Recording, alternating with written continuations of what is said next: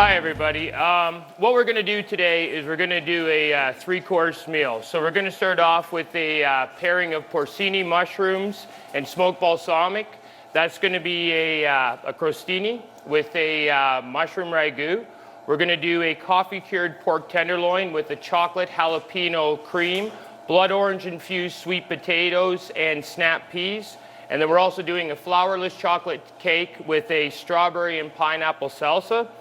So what I'm going to attempt to do is to try to cook everything right now just like you'd be doing it at home. So what we're going to do is Trev's going to heat up the pan. We're going to start by searing off our pork tenderloin. What we have done is 1 cup of coffee, half a cup of the chocolate jalapeno balsamic vinegar.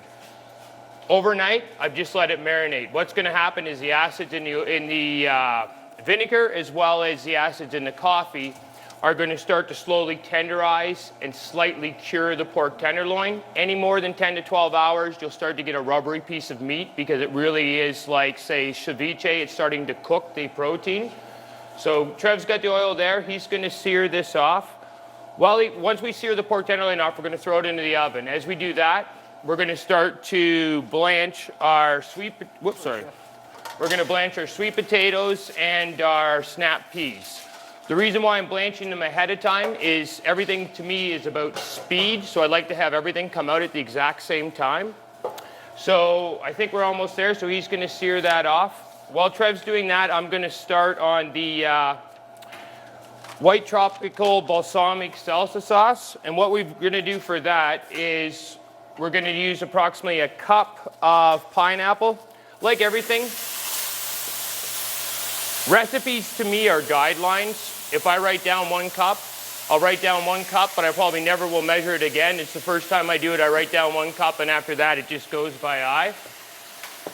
So what Trev is trying to do there is we want to get a nice sear on the pork. So it's called the Maillard reaction, which is a caramelization of proteins. So we're going to get a good sear of that, then throw it in the oven. It'll take, we've got it at 350 degrees. This is, believe it or not, a convection oven, so it'll probably take about 15, 20 minutes in there. For the salsa that we're going to start to work on, what we want to do is we want to keep this in a fairly small, nice dice because we're going to be adding the vinegar and the roasted chili oil to it. So I don't really want to have it sit for a long period of time, so I'm just going to do it so it's a nice quick marinade. With your pineapple, make sure you core it. As you can see, I peeled my pineapple, cut it in half, straight down the center, took the core out. The core is just a little woody for this application, and it's not really going to help us too much.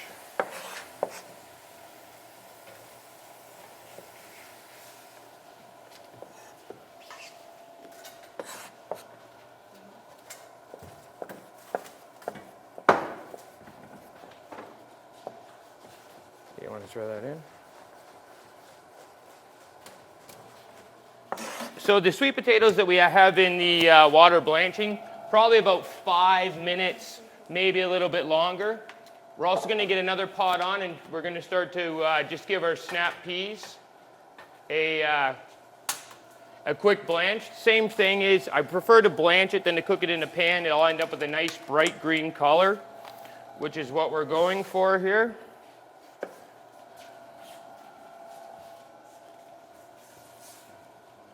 I want to grab the bowl for the salsa. So Trev's just going to get the bowl here, and what we're going to do is we're going to add 1 tablespoon of the tropical passion balsamic, and then we're going to add 1 teaspoon of the roasted chili oil. A little bit of salt to it. Salt helps to bring out the flavor and everything. The combination of heat and sweet is, quite common in most cultures, except for North American food. We don't do it too often. But yeah, it's very, very nice. So we're just going to, I see what you're doing.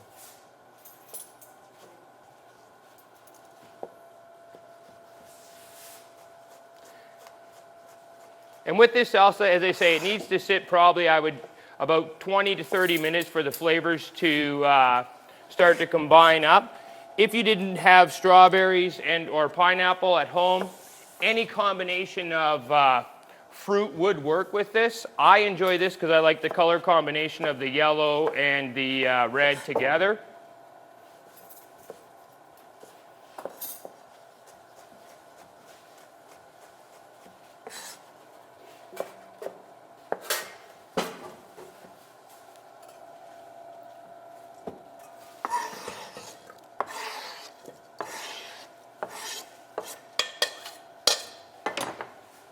Do you salt this, Trev? Okay. And I know putting salt in for a dessert thing seems a little funny, but believe it or not, the addition of the salt is what helps this the flavor combine quite nicely in this. So we've got this going here. You want to get the snap peas are in the bowl there. So I'll just set the salsa over here for now. Put this down. Okay. Okay, that's blanching. Potatoes are there. All right. So what we're going to start to do now is get ready for the flourless cake. If I was making this at home, I would use my mixer. But because I'm here in front of you all, the amount of noise that it'd make would just be horrendous and nobody would be able to hear anything I'm saying. So this recipe is gluten-free and it's a very, very, very simplistic cake. What it is it's half a pound of butter, 1 pound of semi-sweet chocolate, 2 tablespoons of orange juice, 2 tablespoons of roasted chili oil, 8 large eggs, a quarter cup white sugar, and half a teaspoon of salt.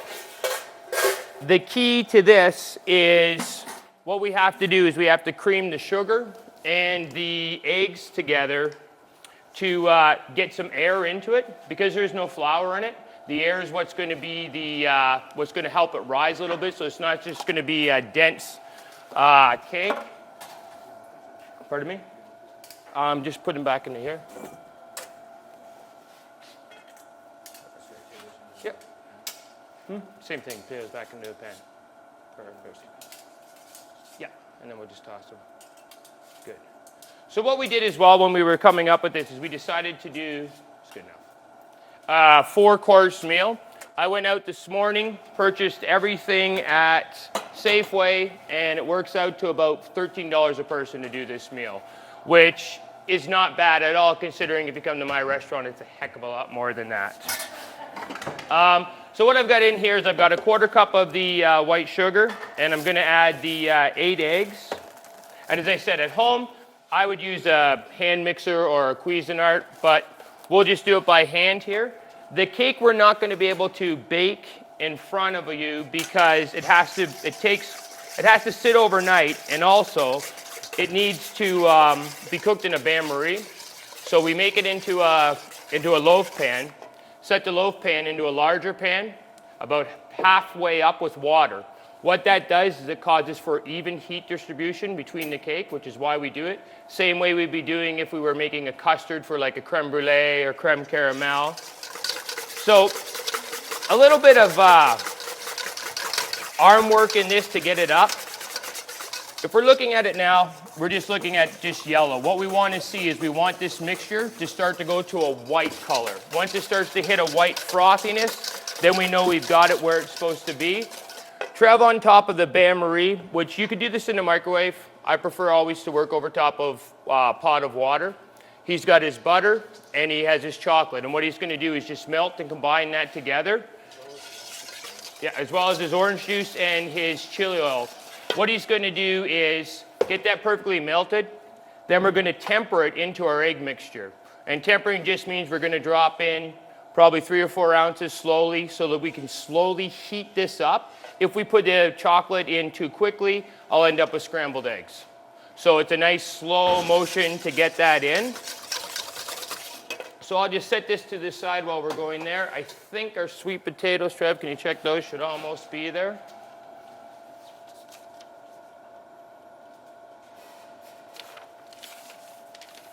Yeah? Okay, so another couple minutes, and all he's doing is just taking the tip of his knife, seeing if it'll go. As soon as it goes through smoothly, then we know we've got it where it's supposed to be. While Trev's tempering that, what we'll do is we will plate up the chocolate cake right now because through the magic of television, I already have one cooked. When it comes to plating this stuff, you know, whatever you want to do, I am a big fan of this cake. I really, really like it. We've made it about 6 times since we've came up with the recipe. And boom. So, I said a loaf pan. I don't have loaf pans at work. I just use a third pan. But the main key with this, that in the recipe, which will be on the website, right? Okay, perfect, is parchment paper. Parchment paper is something that guys like me love. I don't have to wash my pan. Just a little bit of butter in, set my parchment paper in. The parchment paper holds and stops it from sticking. And then we'll just, what's that? Okay.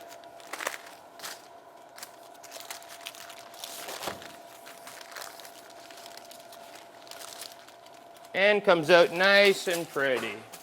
So.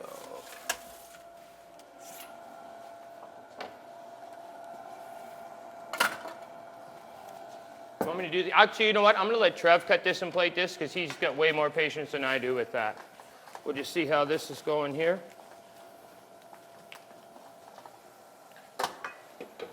The key with your bain-marie when you're doing with the chocolate is you want to make sure that the water is not touching the bottom of the bowl and that it should not be at a full boil. If it's at a full boil, what's going to happen is it's still good. It's going to start to cook on the bottom, so the cocoa butter will start to stick, and that's going to cause us a problem.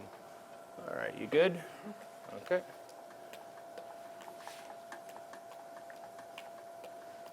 Now this cake that we're serving, we are doing as, we started this last year and we followed through again this year. So this is a dessert that one of our desserts we're doing for Valentine's Day. And as I say, I'm quite a fan of it. As you can see, he's heating his knife and then drawing it off in between because this the itself is very, very, very soft. So.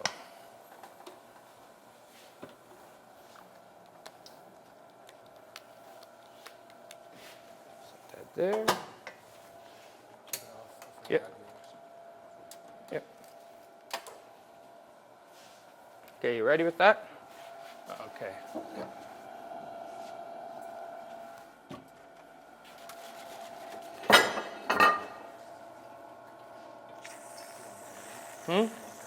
Yeah.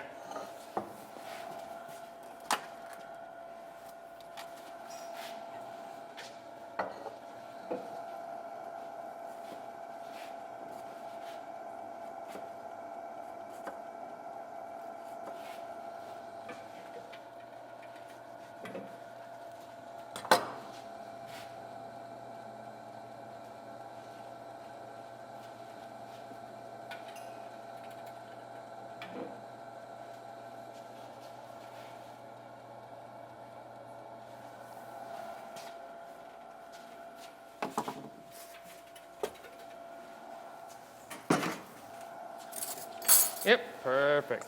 Okay, so Trev's got those cut. So what we're just going to do, a little bit of whipped cream down,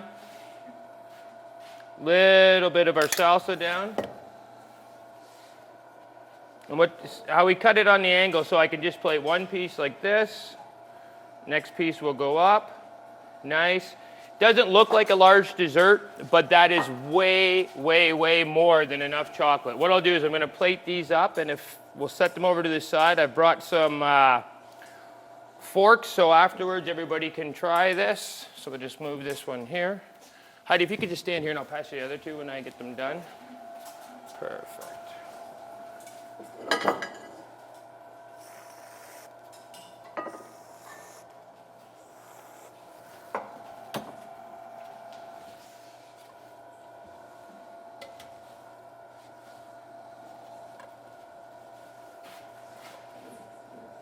So as I say, with this cake, we wrote the recipes for 4, but with this cake, actually you have enough for about 10. But that's not a problem because cake doesn't seem to last long in my household, or I'm sure at anybody else's, especially when it comes to chocolate. So, yeah. And then get those into the pan.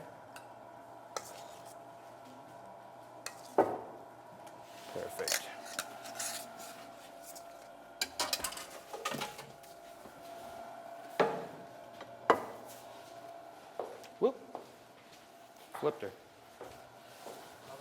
Yep. So we just, when we took the sweet potatoes out that were being blanched, what we did was toss them in the blood orange oil, put them into the oven. Those will take about 15 minutes. I'm going to take a quick look at our pork right now. Trev's just going to now go to the next step with the, I'm just going to move this for 1 second so he can work there.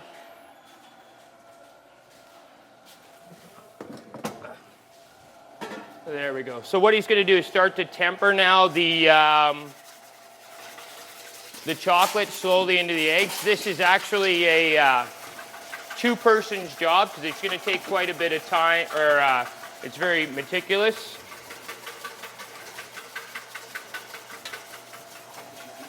Huh? I can't hear it. It's too loud. Yeah. Okay. It's okay. It doesn't matter. It's just for show. Just keep going. Okay, so as we said, we're just going to start with this slow drizzle of this in. If you're doing it at home and you're using your Cuisinart, it's 10 times easier, right? One person can do it. You don't need two hands. Just turn it down nice and low. Okay, now that we know we've got the eggs up to temperature, we can just get the rest of the chocolate in.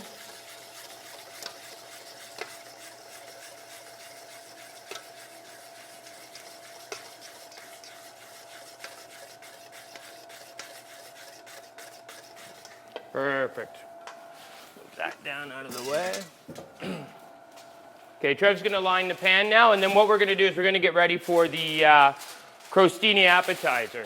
So this then, as I said, would sit back in a larger pan into a bath of hot water, and it bakes for 45 minutes? Yes, approximately 45 minutes. It's a little bit of a not difficult, but to tell when it's fully cooked. If you go to use a toothpick like you would with a normal cake, put it in, pull it out, you're always going to see chocolate on it. So what you do is when you're looking at the cake, we're looking at the outside. As the cake cooks, it always cooks from the outside in. So we give the pan a shake and we look for movement. And if we have next to no movement in the center of it, then it's good because as it cools down, it's going to continue going. So for the mushroom, we're doing a mushroom ragu topped with a porcini scented goat's cheese crostini and a smoked balsamic reduction. So I just went and picked my favorite baguettes, sliced them on a bias. We're going to brush them with a little bit of porcini oil, toast them in a frying pan. I found this really nice this morning, honey scented goat's cheese, which working with the balsamic and the mushrooms, I think is just going to be beautiful. And this is, as I said before, with recipes that is so interesting. I'm using a honey scented goat's cheese. I wrote it with goat's cheese. That's not what we have to do. If we have smoked cheddar at home. Smoked cheddar, mushrooms, maybe not really, but a nice mild cheese like, say, a bocconcini or something along those lines would work perfectly. So don't be shy with the porcini oil. You want a lot on there because you want it just to soak up. And the flavor of the porcini with the, when I wrote this recipe, I actually wrote it using button mushrooms. I went today to the grocery store and they had a dual pack of cremini and button mushrooms. So I went, hey, there you go. And it's the same thing. Mushrooms are interchangeable. We could use oyster mushrooms. We could use shiitake mushrooms. The flavor will change with the mushrooms, obviously. That's what's so interesting. So he's just dry heating his pan, coating both sides with the porcini, and then he's going to just give them a light toast.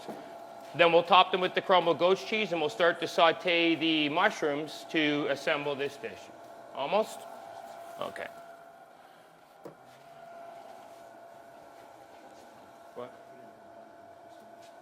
Use that one. This pan. We'll do the mushrooms in this. Okay. Alrighty then. So I'm going to start with the sauteing of the mushrooms. So once again, approximately 8 ounces of sliced mushrooms. I wrote down that it was 3 teaspoons of porcini oil. For me, 3 teaspoons of porcini oil is this one. would be this. As I say, you can measure if you would like to. I don't see the point of measuring. We get the feel from doing things by just keep doing it over and over again. So we're going to season the oil with a little bit of salt and pepper. I always use kosher sea salt, just happen to be a fan of it a little bit more.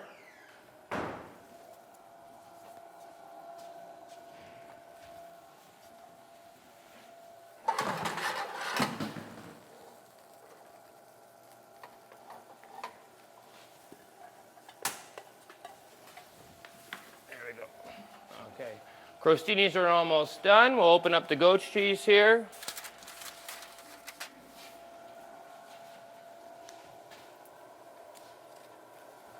With your goat's cheese, you want to try to keep it as cold as possible so it'll crumble nicely, and because it is a very, very, very soft cheese. So I'll just get this open for Trev. Are you good there? Almost.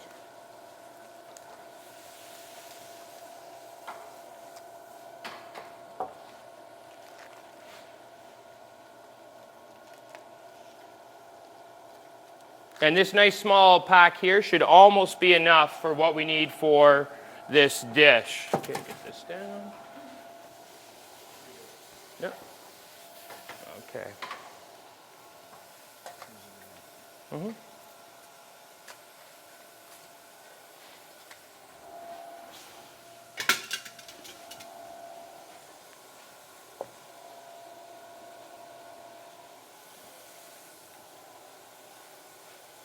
When we're crumbling the goat cheese, we want to try to get it to the edge as much as possible, just so that we don't end up with charring around the outside edges of our crostinis. And it looks like this little package is absolutely the perfect size for what we're doing here.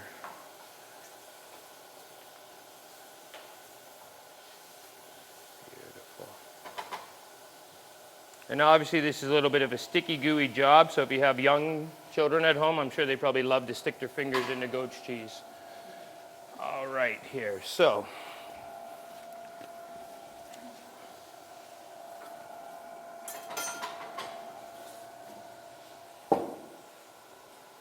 Okay, the crostinis will take probably about 3, maybe 4 minutes in the oven. I'm just gonna take a look at our sweet potatoes. They're coming.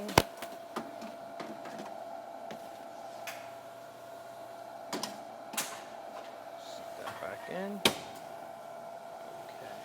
How's the mushrooms? Almost? Perfect. So, to the mushrooms, they said we season with salt and pepper. We're going to add quarter cup of 35% cream. What the cream is going to do is it's going to help to richen this, and it's going to work well with the mushrooms.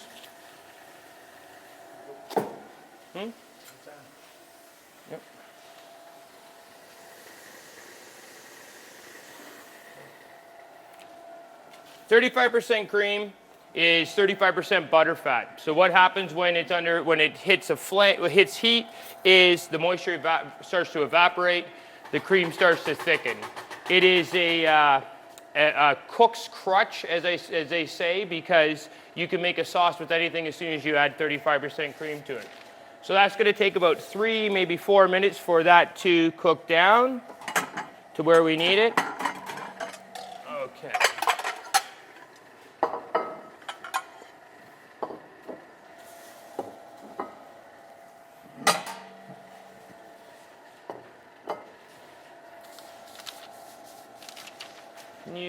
So, there we go. Smoked balsamic, there it is. Okay, for the reduction, what we're gonna do is just warm up and slightly reduce a little bit of smoked balsamic vinegar. The reason why I'm reducing it a little bit is to just concentrate the flavors, and it's just, balsamic reduction is something that we use pretty much every single day. We only use can you drop that to about half? We only use the 18-year-old balsamic in our hotel. I only use products from this store in our hotel is the only thing that we use. I just like, as I say, the reduction because I find it gives it a little bit more of a punch to the vinegar itself. So Trev's just going to heat that up. Crostinis are almost there. I need a spoon or two, and we'll be ready to go on this. Now, if, say, the smoked balsamic is not something you wanted to do, you could easily change it to almost any single vinegar that you wanted to. I would probably stay away from some of the fruit flavors with the mushrooms. I don't think it would work too well, but it is pretty well open. Perfect. About another minute there. Almost there? And almost there? Perfect. Okay. So, I don't really want to color. You could leave these in a little bit longer for the crostinis. I personally think they're fine. The goat cheese just starting to soften a little bit.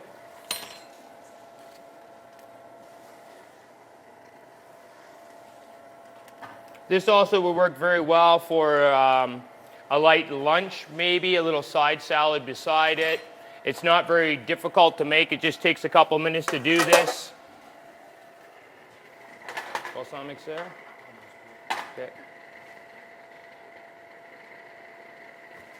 Okay. So what I'm looking for with this is, as it's boiling, it's starting to thicken up. I want maybe about another 30 seconds on this just to get it a little bit thicker for what I'm looking for.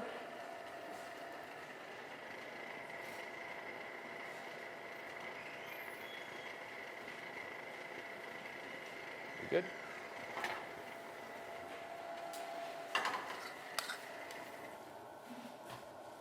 So we're just going to spoon a little bit of the ragu on top of each one.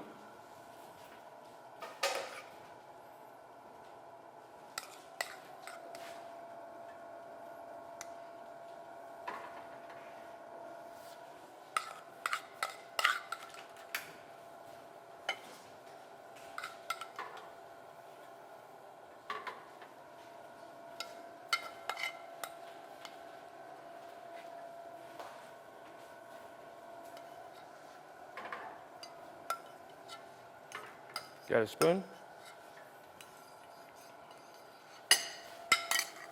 Right there, yep.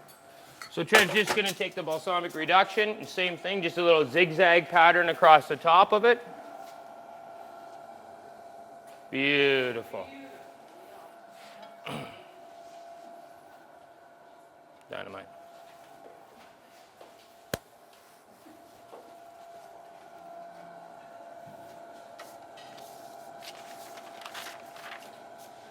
Perfect. Thank you. Okay, and now back to our first course. I'm just going to check the pork tenderloin, see where we're at with that, and the sweet potatoes, which should be fairly close here.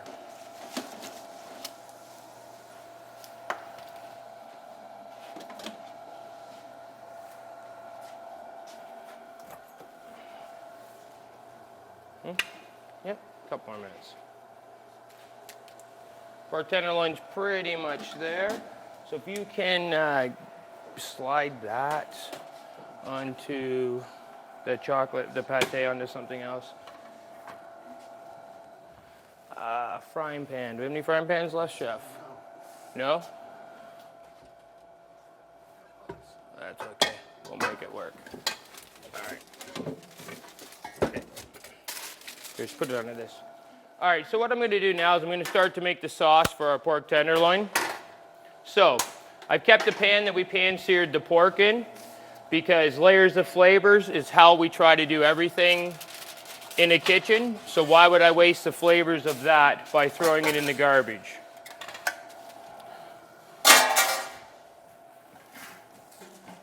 So I'm going to take the marinade. So this is our coffee and our chocolate jalapeno balsamic. Straight into the pan. You got it there. Perfect.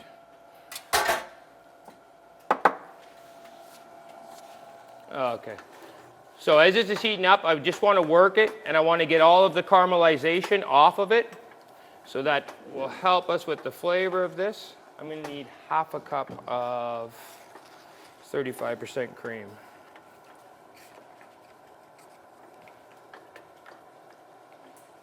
I don't know about you guys, but I'm a bit of a coffee junkie. So I play quite a bit with recipes with coffee just because I am a big fan. Yep, okay. So I'm just adding half a cup of 35% cream to this, and as I said about it being the cook's crutch, what I can do here is within a couple minutes I can make a really nice dark rich sauce. Beautiful. So we're just going to let this come up to a boil, then reduce it down, just let it simmer for a little bit. So that's there, our sweet potatoes are going. We just have to get our peas moving. Just drain that out, Trev, and I can use that.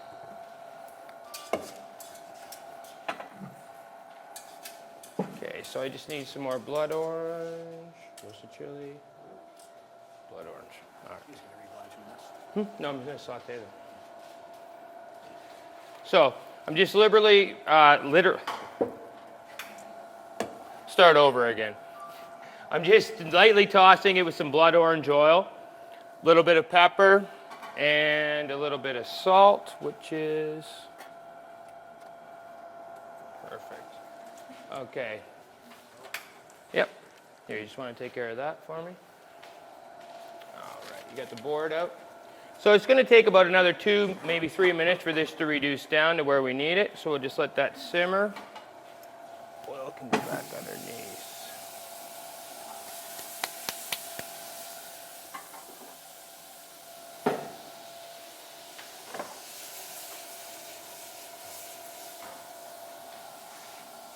All right then.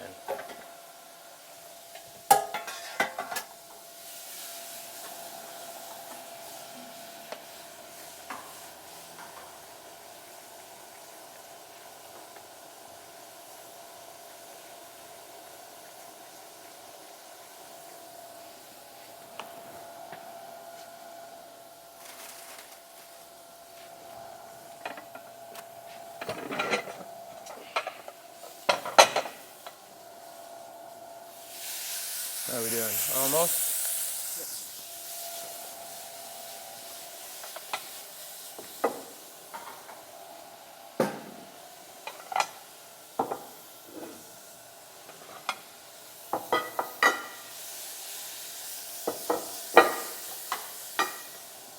I'm going to grab a set of tongs.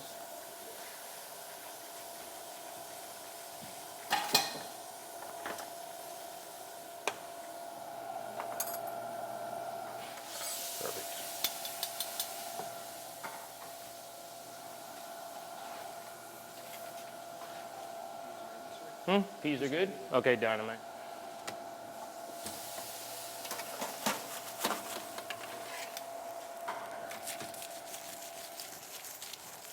So, beautiful.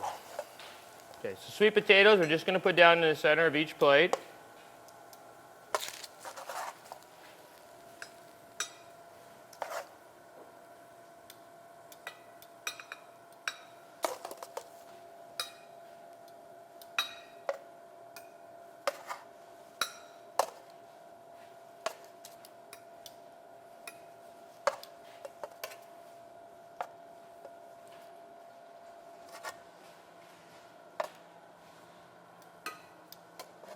Okay, sweet potatoes down, you got that, Trev? Perfect.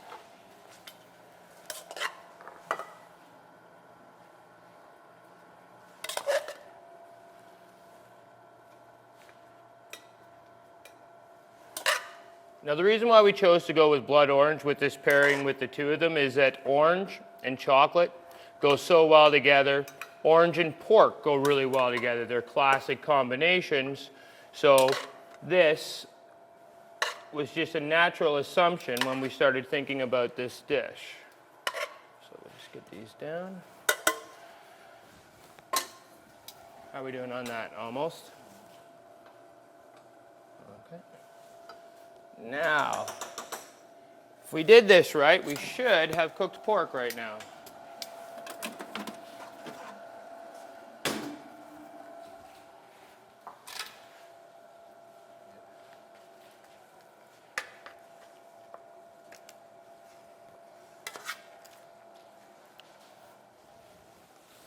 So back to what I was saying about the layering of flavors. I'm not going to waste the liquid that comes off this pork. It's going to go right back in. Reduce it down a bit. I'm going to want to let the pork sit for probably a minute to 2. If I was at home, I'd take a little piece of tin foil, put it over top, let it sit. What it is, when we roast something, the moisture inside the meat starts to circulate. And as it's circulating, it starts to evaporate out. That's what cooks the meat. If we try to carve it too early, it's just going to bleed all over the table. So if you're ever at a buffet and the beef is bleeding all over the counter, the chef probably didn't take it out of the oven and let it sit for an hour before he serves it. And the reason why is that it then becomes tough meat because the moisture just drains right out of it. So we're just going to let this sit for a bit. And as you can see, Trev's doing this with his spoon, lifting it up, going down. He's just trying to see if it's the consistency we want it to.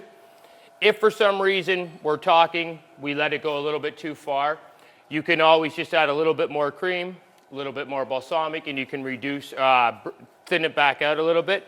We've got maybe a minute left on that, so let's just start with the pork.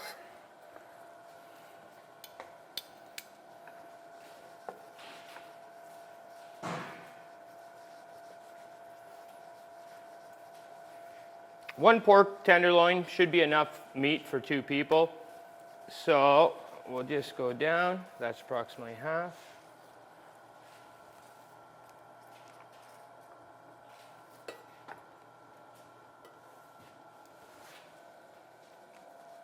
Where you want it, chef? Nope.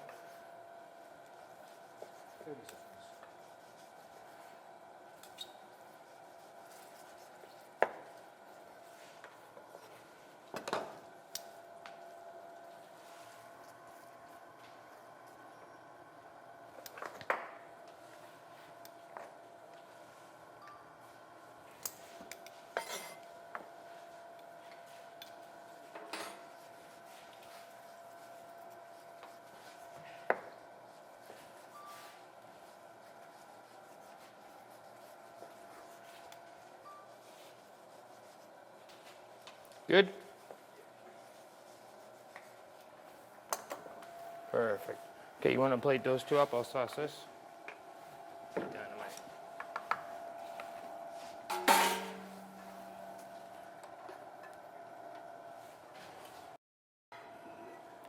Okay, so this is about the consistency we'd like. You could take it down a little bit farther. I personally think this is just perfect. Dynamite.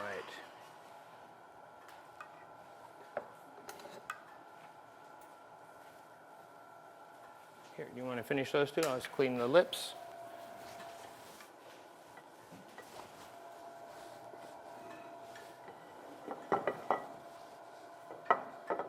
Beautiful. Thank you. So that pretty much concludes what we were showing today. Knives and forks, so you can all try what we've just created. Do you have any baskets or plates I can put these on? Perfect. Does anybody have any questions or would like to know anything about how or something we didn't explain? Here, can you hold those? Perfect. As I say, all of these recipes that we did demo today and that will be on the website, in my opinion, are just base ideas. You know, it's something, creativity comes from within and what you have around you. You know, this pork tenderloin could easily be changed to a piece of beef tenderloin. You know, the sweet potatoes could be regular potatoes. Instead of blood orange, we could use, anybody? Sun-dried tomato and Parmesan. Perfect. You know, it doesn't really, there's nothing that we're tied into. It is totally up to you. And I thoroughly hope you enjoyed it. It was fun doing it.